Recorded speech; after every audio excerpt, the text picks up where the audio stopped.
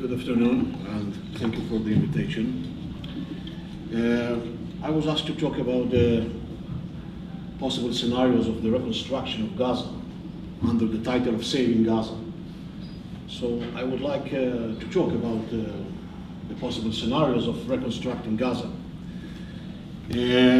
But I think that before talking about the possibilities or the scenarios with regard to the reconstruction, we have to absorb a sort of a broader conception or perspective with regard not only to Gaza, but to the Israeli-Palestinian issue as a whole. We cannot isolate Gaza, and we cannot isolate the Israeli-Palestinian context or the Israeli-Palestinian conflict from the regional aspects, okay? And therefore, we have to remember what has happened here in the last 6 years, following the so-called Arab Spring or Arab upheaval. And the Palestinian Authority, or at least Hamas, is part of that upheaval. Hamas is part of one of 4 camps that were established during these 6 years. And the problem is that these camps are in a world war between of them. And unfortunately, Hamas and the PA are not in the same camp. And it is our business, and not only our business, this is as well the Egyptians' business. Hamas is part of the political Islam, which is one camp, one of 4. We have the radical Islam or the Salafist jihadi Islam camp, we have the Shiites radical camp, and we have the so-called moderate or pragmatic camp, which is mainly led by Egypt and Saudi Arabia, which the PA, at least I would like to hope so, is part of that camp. Hamas does not belong to this camp. And there is no reason to think that Hamas will behave differently than some other players that we used to know during the last 6 years here in the region, okay? And this is something that we have to bear in mind. The second general remark that I would like to make is that Israel has two imperatives,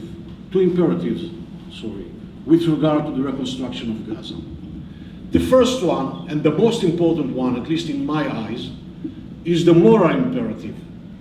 We do have a sort of responsibility towards the population, the Palestinian population in Gaza, although their rulers have no responsibility towards them. And unfortunately, the PA as well. Because the PA became to be one of the main obstacles to the reconstruction of Gaza. But we do have responsibility towards this population, and we have a moral responsibility, and this is moral imperative in my eyes as an Israeli, and we have to do all the possible efforts in order to fulfill this imperative. And the second imperative in this regard is the strategic imperative. As it has been said here before, the idea of such a huge population under such conditions is not a good recipe for regional stabilization, okay? And this is our interest to stabilize the region. And therefore, and according to these two imperatives, we have to do all the possible efforts in order to reconstruct Gaza. But unfortunately, Israel cannot do it alone. This is not an Israeli project. Israel can initiate, Israel can contribute, Israel can do all the possible efforts, but this is not an Israeli mission. It is not even a Palestinian mission. It is a regional and international mission. But talking about reconstruction, first of all, we have to define what do we mean by reconstruction? Do we mean to rebuild the demolished houses and infrastructures of the summer of 2014, Protective Edge campaign? Or maybe we think in a broader term, talking about reconstruction. Maybe we are talking about reconstructing the Gaza Strip as a political entity, the Palestinian society, the Palestinian institutions and their level of functionality, this is a different thing. This is a different level of reconstruction. And therefore, I think that first of all, we have to define for ourselves what do we mean by reconstruction. Then we have to think about the required conditions for reconstruction, be it in the modest level or be it in the broadest level. But what are the required conditions for such a project, for such a mission? First of all, resources. Not only money, but some other resources as well. Knowledge is also a sort of a resource. Secondly, planning. Thirdly, time. We are not patient enough, not only here in the region, but all over the globe. And I do deal for years with peacekeeping operations and with state building operations. And unfortunately, such operations take a long time. We have to talk in terms of years. To reconstruct Gaza in the broader term of reconstruction is something like a decade. Okay? It will not be ended in a year. And time is an important and even crucial resource in this regard. Another condition is a very effective control mechanism. I do not want to enter to an argue here with my Palestinian colleague about the way that Hamas contributed to the suffer of the Palestinians in the Gaza Strip.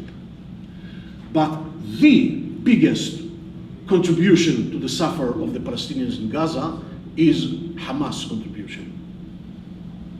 And I would like to remind some of us that Israel withdrew from the Gaza Strip in August, September 2005, and there was a good Jew from Australia who contributed, who donated $500 million from his money. $500,000, never mind, but Israel left, coordinated with the Palestinian Authority, although it was a unilateral step, left all the greenhouses and the agricultural establishment. What has happened with that? What Hamas exactly did there in Gaza after the withdrawal? Another condition is a reliable and responsible address. And please keep in mind this condition, because I will come back to this condition when I will talk about the barriers for the reconstruction of Gaza. Not only Israel, not only Egypt, but the international community and the Palestinians need a reliable and responsible address in Gaza. And we have to ask ourselves if there is such an address today. Another condition which is required is the political will. And the political will of three players. First of all, the political will of the ruler in Gaza, which is Hamas.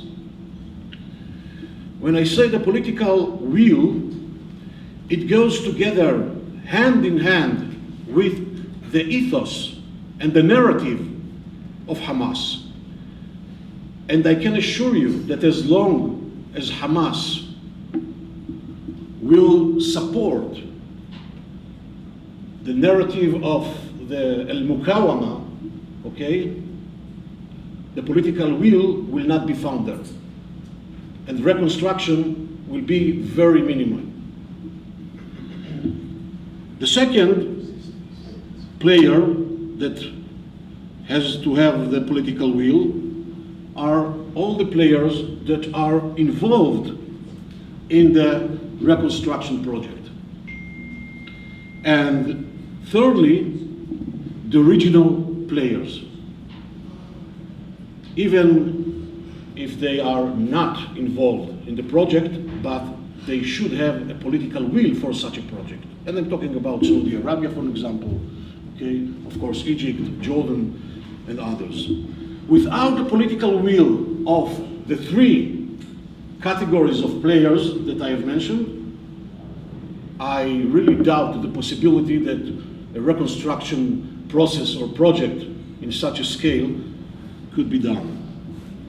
Another condition which is required is a very involved civil society. The process of reconstruction, according to the international experience with state building, must be relied and supported by the society in bottom-up processes parallel to top-down processes. In order to enable bottom-up processes, you have to have the partners, you have to have a civil society, a very viable, functioning civil society. The civil society should be part of that. The rehabilitation or reconstruction is not only buildings and infrastructures, it's also the society. And the last condition which is required, not for the immediate step, but for the further steps, is middle class and economic resources, which are internal economic resources, and human resources and human capital, okay?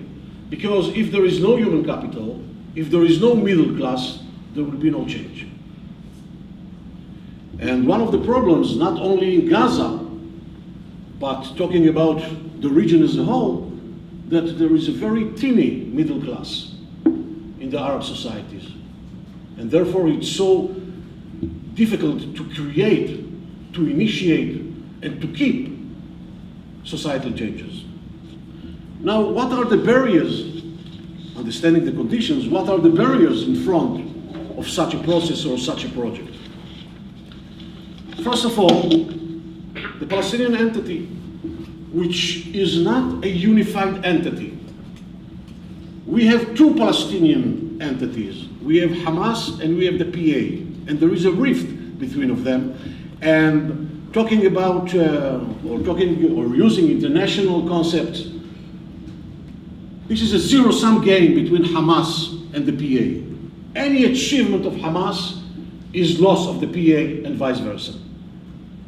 And I see no sign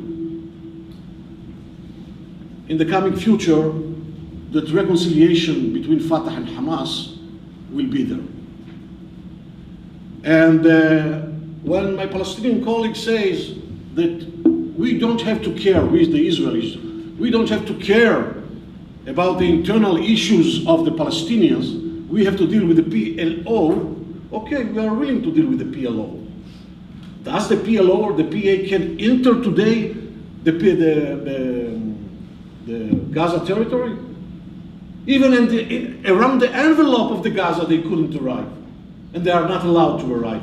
Because in the eyes of Hamas, having the political control over the Gaza Strip, this is a political asset. In their zero-sum game with Fatah and with the PA, this is the platform for undermining the PA in the West Bank and controlling all the Palestinian entity. They are going to share this asset with the PA. Why? Look what is going there around us.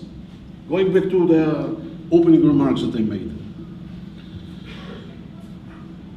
Due to this rift, Israel finds itself in a sort of catch-22.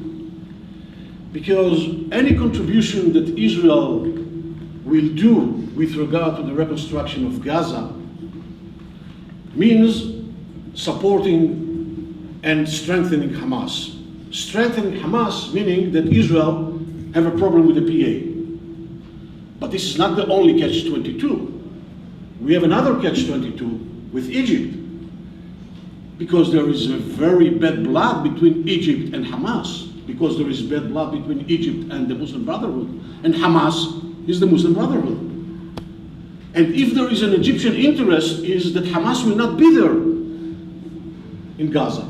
the Egyptians want that the PA will be there. By the way, the Israelis prefer it as well. But if Israel finds that there is no chance that the PA will be there, and we do want to, not to resolve the problem, but at least to, to facilitate, we are going to find ourselves in a clash with the Egyptians. And then what about the Turks? Israel is ready that the Turks will play a major role in the reconstruction of Gaza. The Egyptians are not willing. Now, if Israel will invite the Turks in order to play a major role here, Israel will be in clash with the Egyptians. So, the idea of isolating Gaza from the broader context is something that might be found misleading. And we have to understand the broader context.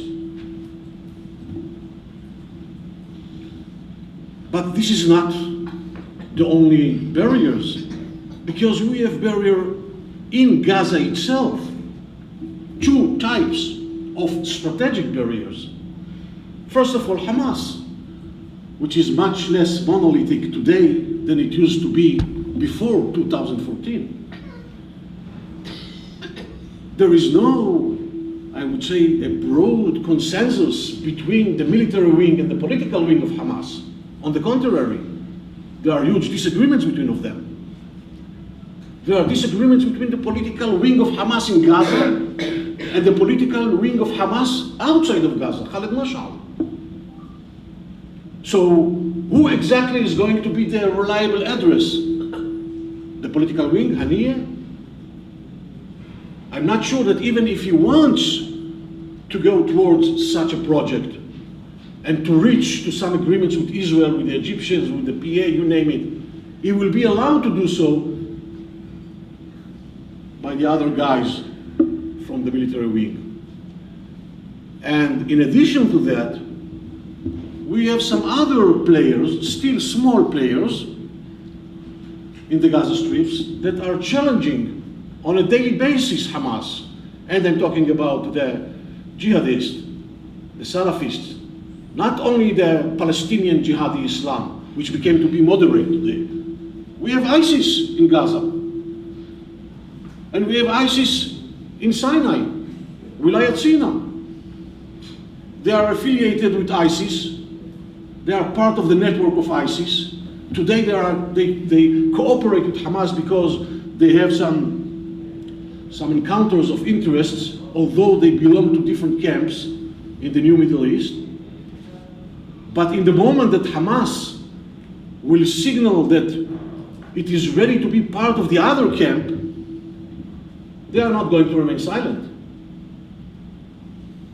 And this is once again part of the broader context. And we and the Egyptians do care about it. By the way, I suggest that the Palestinian Authority will care about it as well. Because the penetration to the Palestinian society will not be ended in the Gaza Strip. It will continue to some other parts as well.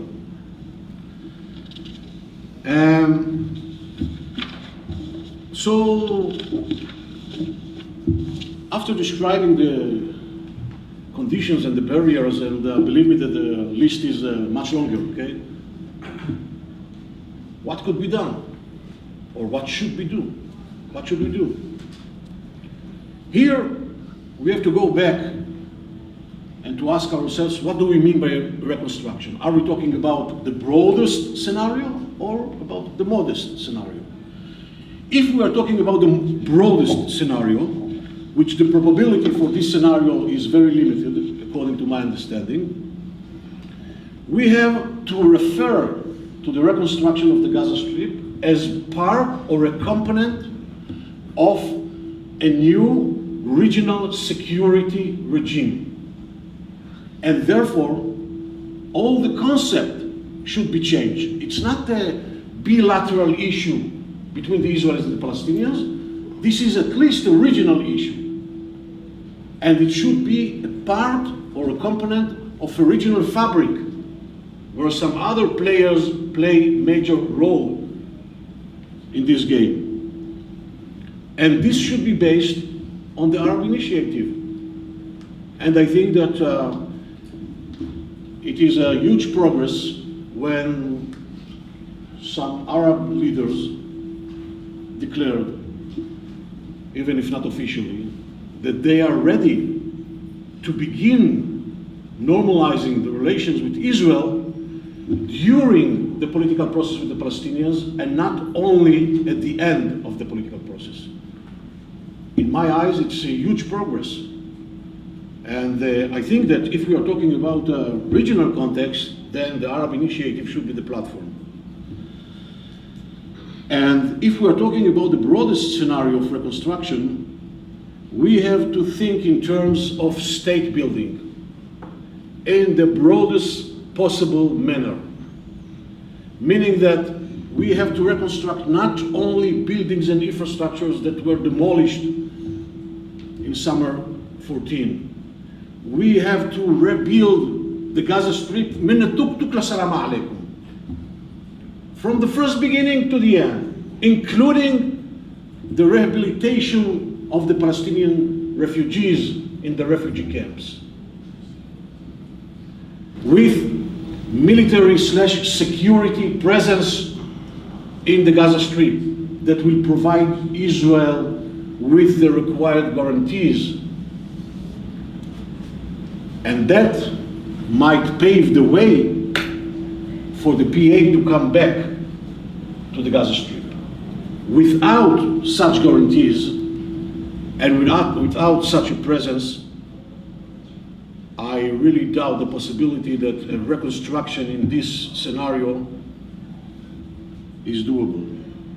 And therefore, we remain with a modest scenario of reconstruction of Gaza. And here, I would like to raise an idea. You know, sometimes it is useful to learn from history. And as international relation researcher, scholar, I went back to the history. And wise people in the 50s invented the idea of sanctuaries. It was in the Korean War. The idea of sanctuaries is the idea of an agreement between two rivals in time of war about defended areas that will not be damaged by the parties, even though they are in fight with each other. Now we can adapt the logic or the idea of sanctuaries and to adjust it to the Palestinian context or to the Gazan context, and together with Hamas even, the Egyptians and Israel, to define some sanctuaries in the Gaza Strip that will be defended areas that even in case of escalation and another violent round, Hamas will not launch rockets from these sanctuaries, from these areas, from these facilities, and Israel will not damage them. As paradoxical as it might sound, it worked in the Korean War. And if it worked in the Korean War, maybe with the right adjustment, we can use it even in our context.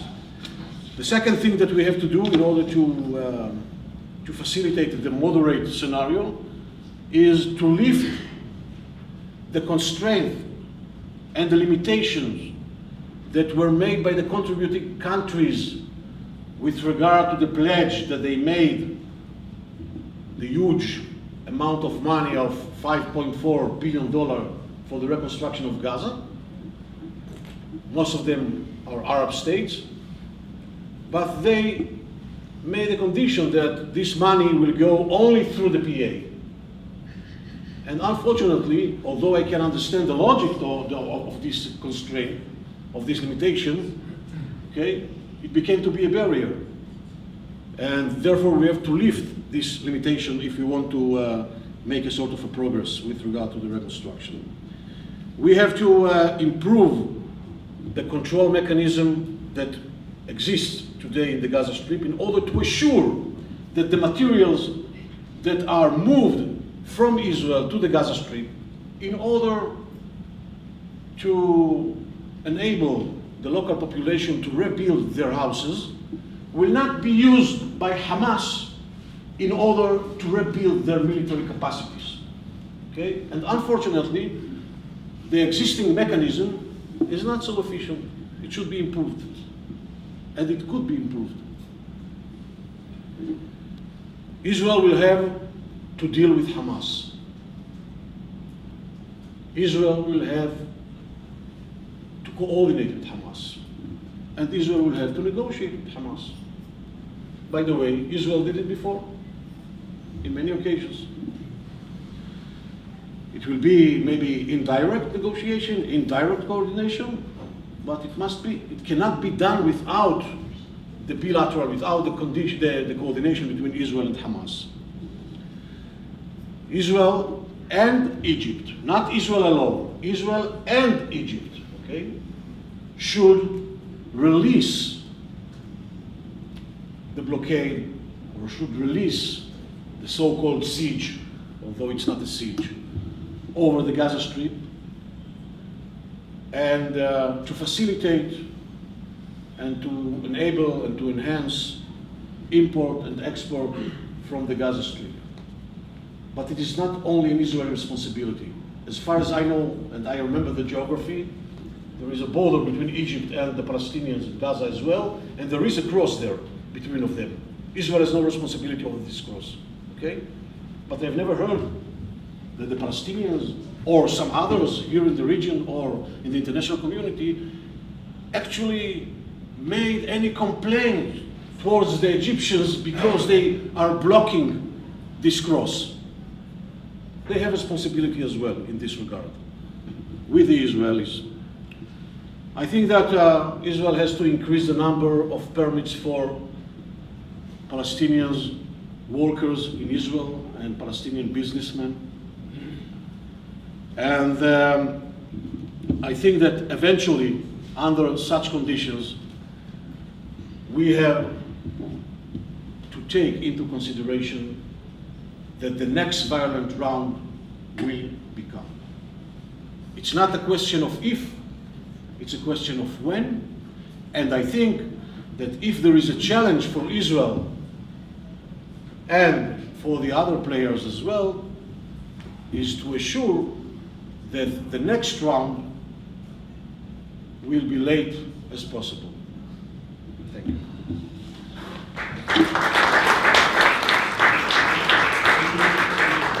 Thank you, Kobi, for keeping us both